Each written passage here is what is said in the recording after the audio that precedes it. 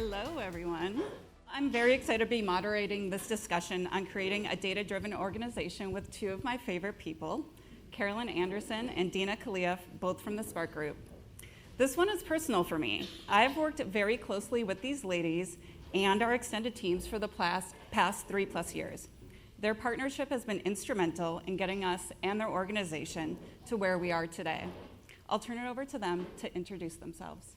Hi, everybody. I'm Carolyn Anderson. I'm the Group Vice President of Digital Marketing and CRM for SPARC Group. In my role, I manage our strategy and operations for paid media, CRM, and customer data strategy across our 7 brands. And prior to joining SPARC Group, I spent 5 years at L'Oreal, so in CPG beauty marketing. And before that, I spent some time at Facebook and Bloomingdale's. So a lot of different things, but happy to be in retail now. Dina? Hi everyone, I'm Dina Kalia. I am the Director of Digital Marketing. I'm part of Carolyn's team. I've been with SPARC Group for about 5 years now, and my primary focus during that time has been to build the customer data strategy. Thank you both again for being here today. So let's get started. Carolyn, can you tell us more about SPARC Group, portfolio brands, and your partnership with Amperity? Yeah, so SPARC Group is a joint partnership between Simon Property Group and Authentic Retail Brands. And it is composed of 7 operating brands in the U.S. market. So it would be Aeropostale, Nautica, Lucky Brand, Brooks Brothers, Reebok, Forever 21, and Eddie Bauer. And I joined SPARC in May of 2020 via Lucky Brand, and then we became part of SPARC later that year. Yeah. Love it. So implementing 7 brands over 4 years is a lot, and there's been no shortage of learnings during that time. I'm excited to discuss some of those things with everyone here today. So I know we are covering a lot of content throughout the day, but during this session, there are 3 key things that we plan to focus on. So the first is the importance and value of building an accurate data foundation. The second, how SPARC has derived insights from their data to create a value roadmap. And last, how the roadmap supports their activate, measure, learn, and optimize strategy. Let's get started with the first. So Dina, can you tell us how SPARC has evolved along this journey to create a stronger data foundation and what you've learned along the way? Sure. So we have definitely learned a lot over the last 4 years, standing up 7 brands with Amperity. And during this time, we really focused on learning and evolving how we were going to approach bringing data into Amperity.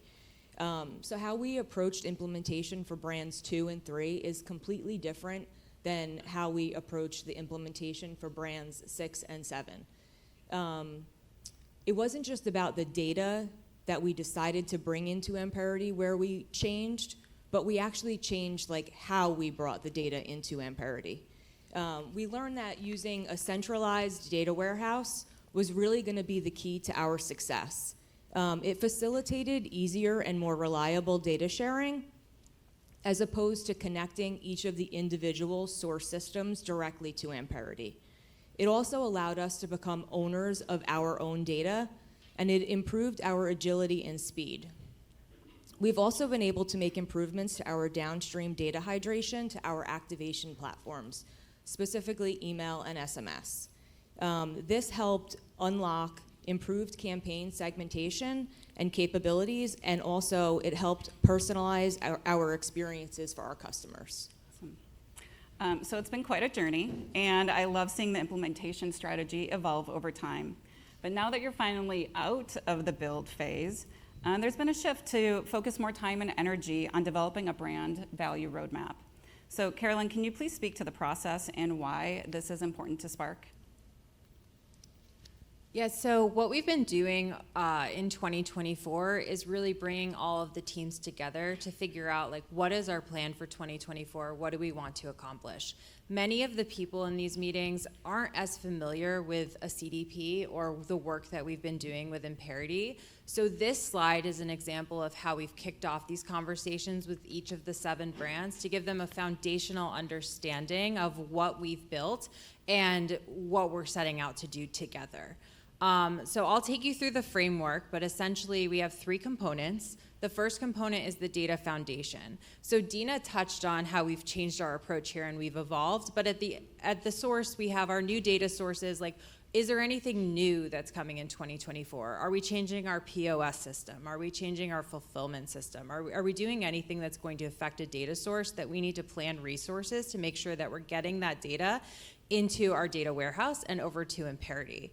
Are we updating any data sources? Is there data sitting somewhere that we had decided not to bring into Imperity, but now there's a use case for that? I think there's been a lot of discussion today about media and engagement data. That's something that's on our roadmap for 2024.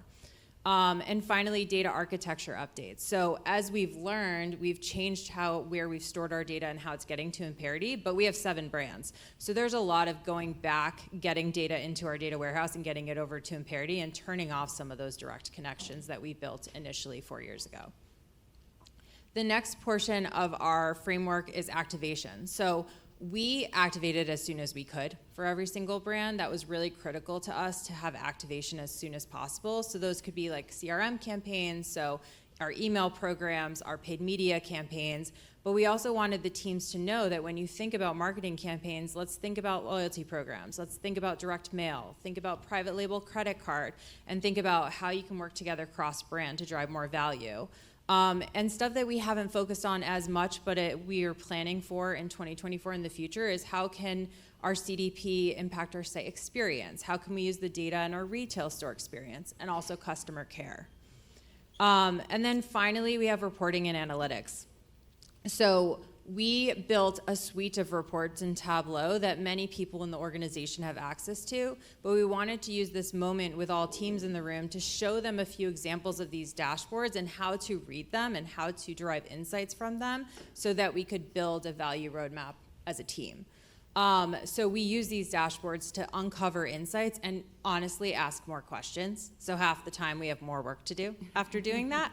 And on top of that, we're really careful about if I identify an opportunity, what do we think is going to happen? What's our hypothesis? And we spend a lot of time thinking about that before we do anything and identifying what are the KPIs we're going to look at to make sure that we know, did we accomplish what we thought we would accomplish, or did it not work out the right way? And we use our reporting and analytics suite to do that. So we explained all of this to the teams to kick off these conversations to make sure that we all were on the same page about what our CDP is at SPARC. Lots of learnings. So every SPARC brand is unique. So for example, you have Brooks Brothers, a lifestyle brand, been around for over 200 years and is known for its quality. Versus a Forever 21, which is a fashion leader and delivers latest trends at a value.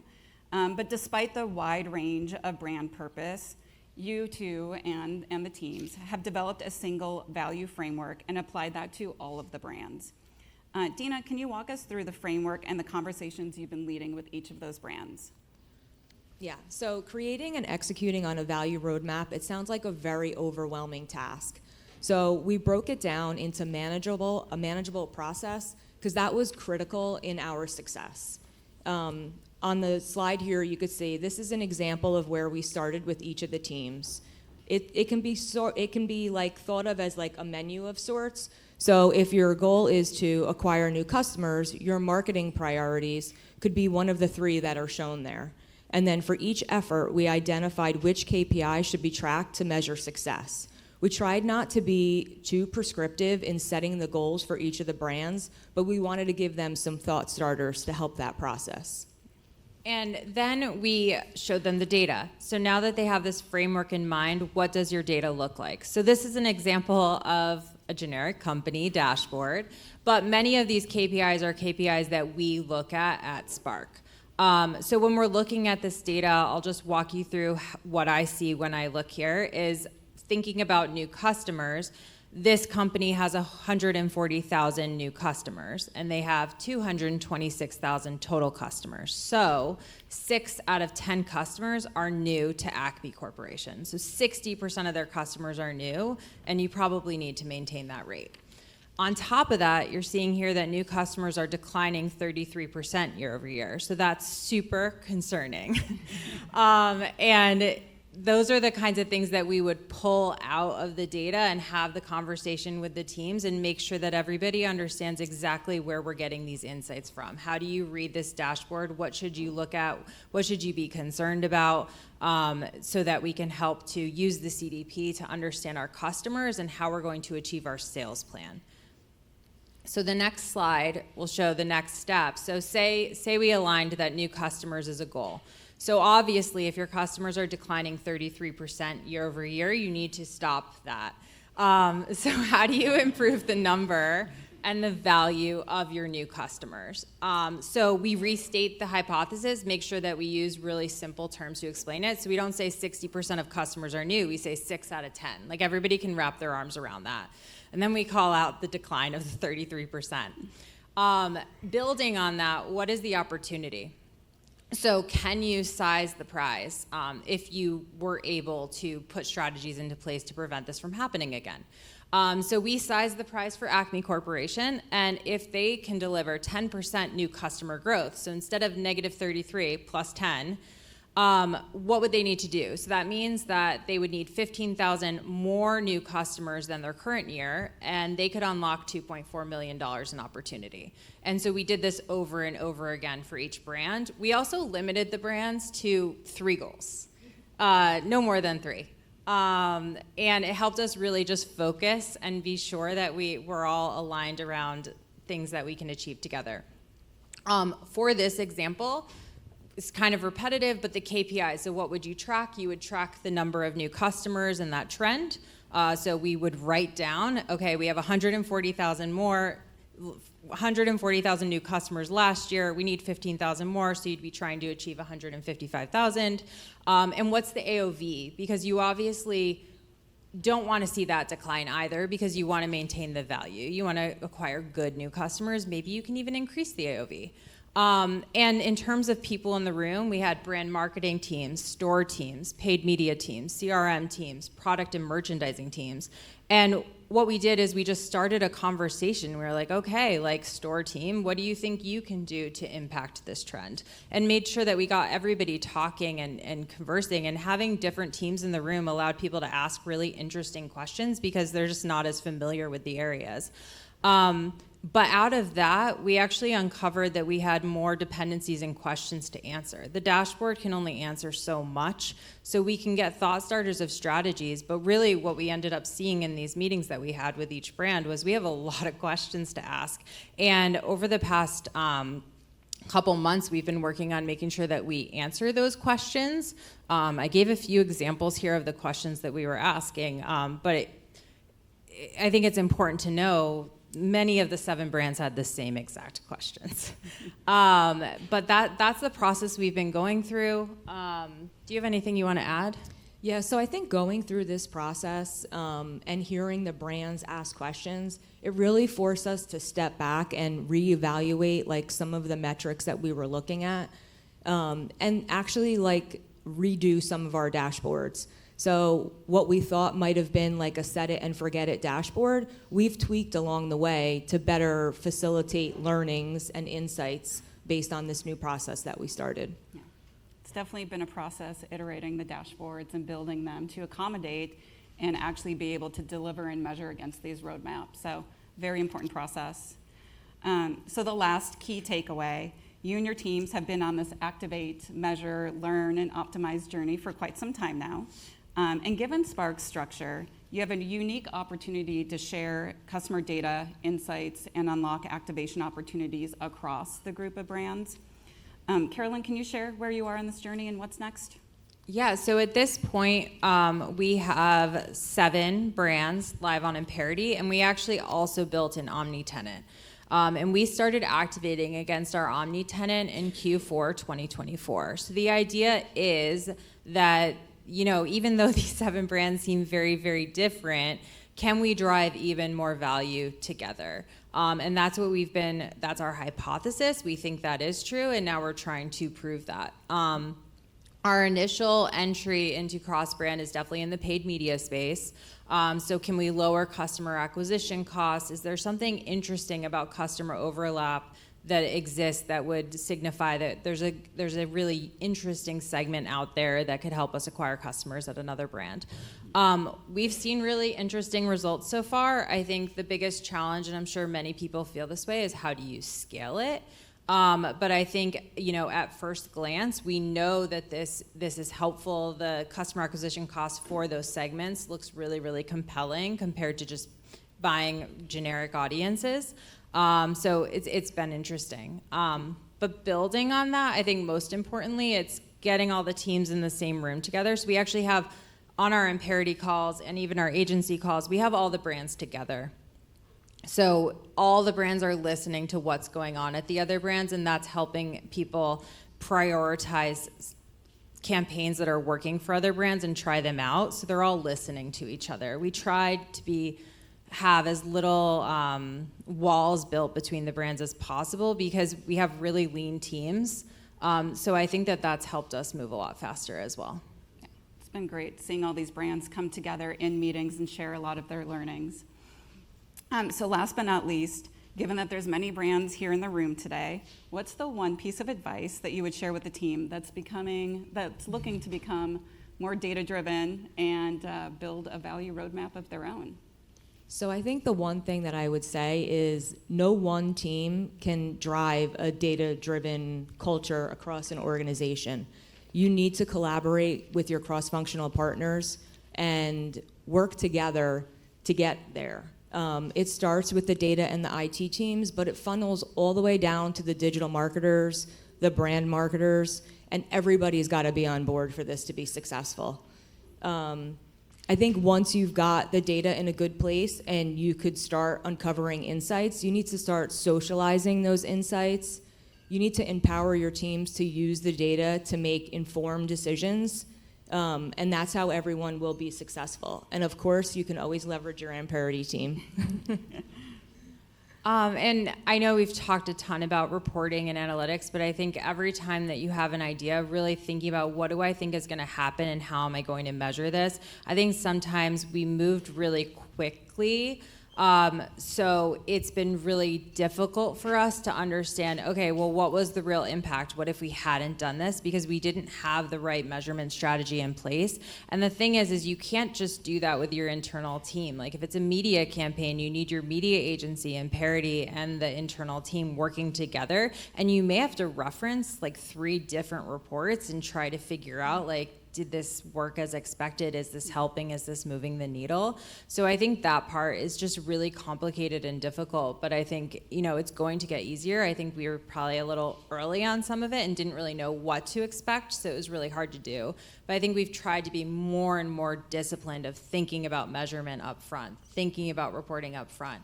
Another thing that's really changed is every time you have a new leader, they may have a different way they want to see the data. So we've also had to figure out, can we be more agile with our reporting? Like can it not take 4 months to develop a new dashboard?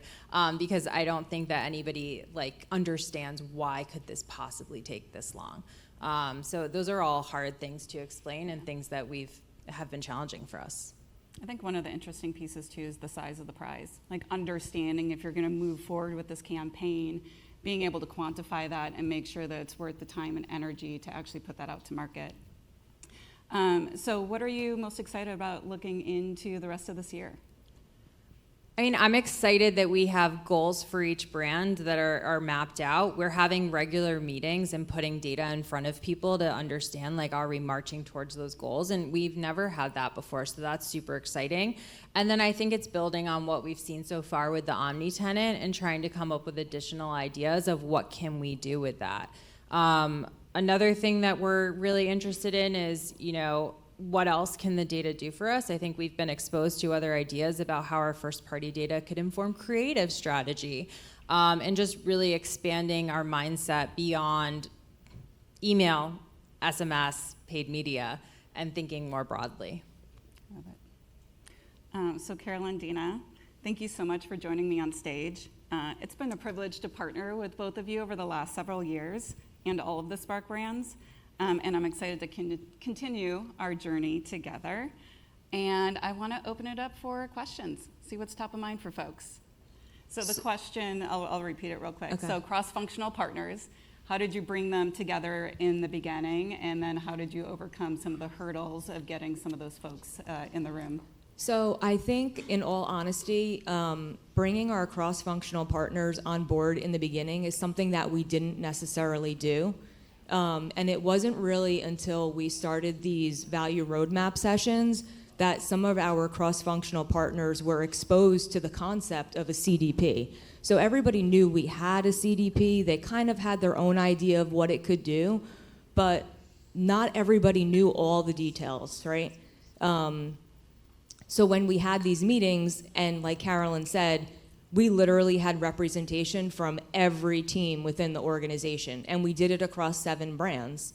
And hearing them ask us questions, like it put us in their mind, right? And front and center, like how the CDP can help their department, like merchandising or creative, or even the store organization.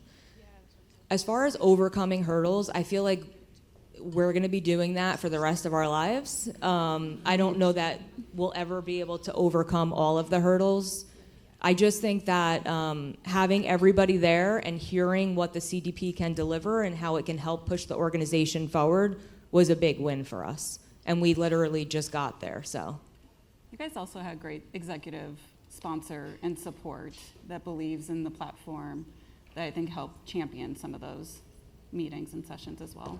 Yeah, I think there's a lot of conversations that happen in the background heading into these meetings to make sure that there's buy-in and that people are entering the meeting with the right mindset. I think also when we host these meetings, I mean, we think a lot about like how do we set up the conversation in a way that people are going to feel like they can participate and they're not just sitting there listening.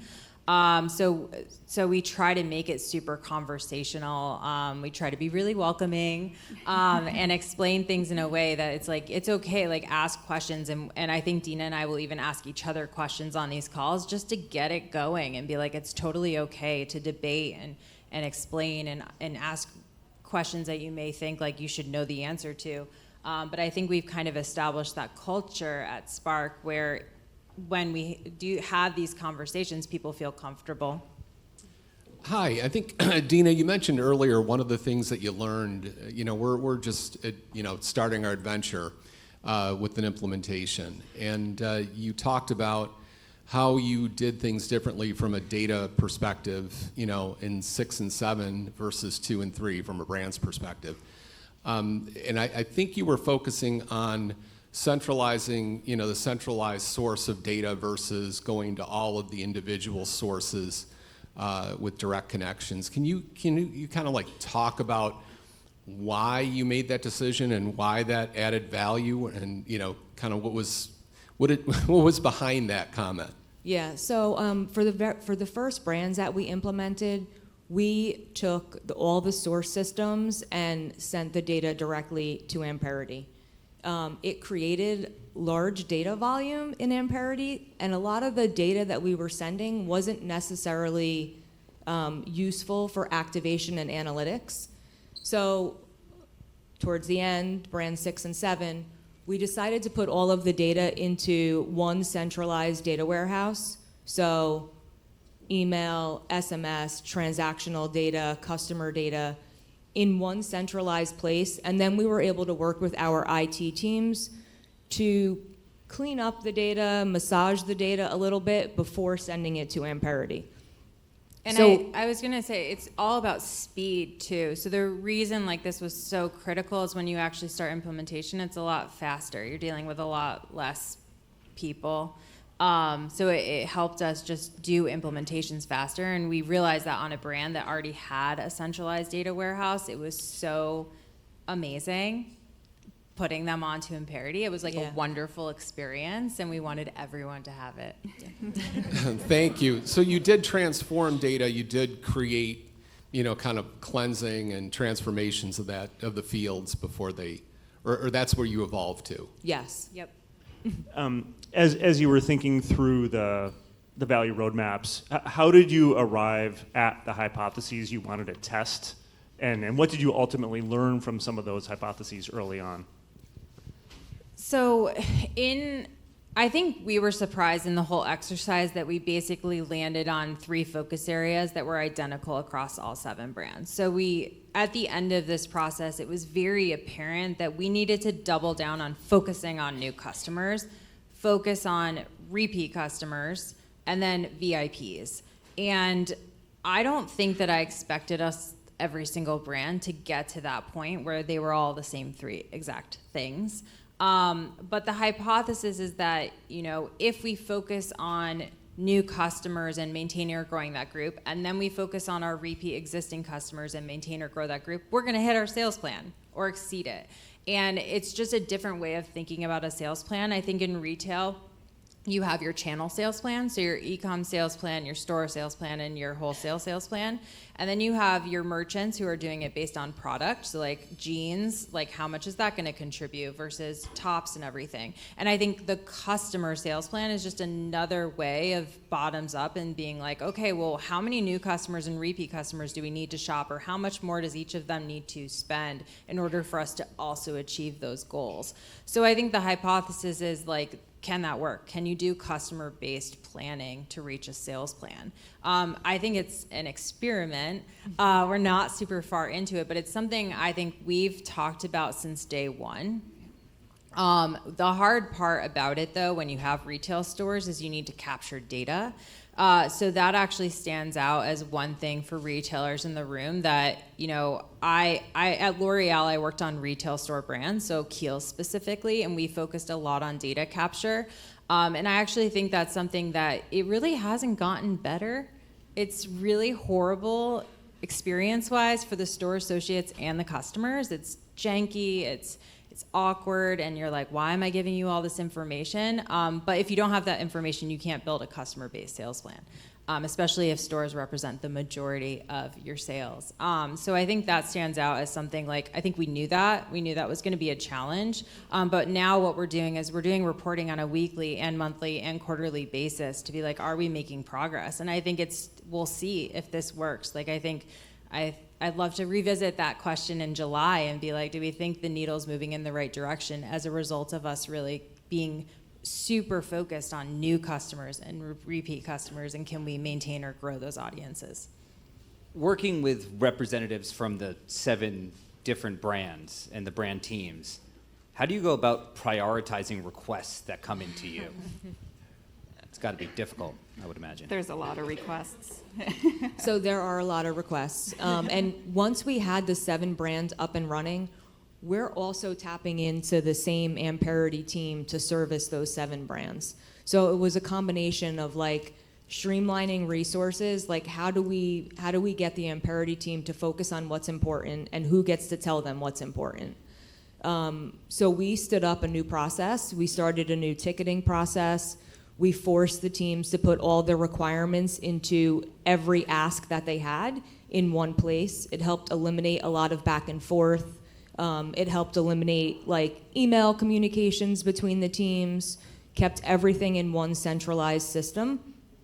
And then prioritization wise, we have like a weekly sprint planning meeting with the Amperity team where we can actually like put tickets into a sprint, decide which ones are the highest priority, and then just start checking things off of our list. I think there's a lot of tickets. I feel like There's you've a lot. counted There's a this lot. before, like I think- hundreds. I think in a year we're it coming was up on over, 1,000. Yeah. Yeah. Oh, great. Yeah. In a year, it was about 900 tickets. Yeah. And not all of them made it in, Yeah. even though we're still trying. But I think one of the biggest things is the intake form. Yeah. Originally, people in meetings would ask questions, but they didn't think about like, why am I asking this question? So the intake form, we evolved it over time. We tested it, and we make people do a lot of homework. Yeah, we prompt them to be, they ask a question and it's, okay, if you knew this, what would you do with that information? Because we don't want to just spend our time answering questions all day. We want to answer the most valuable questions that are going to drive some activation or something. I think also understanding who the ask is for as well has been Yeah. super helpful with prioritizing some of those asks. Awesome. Thank you both. Thank you. Thank you.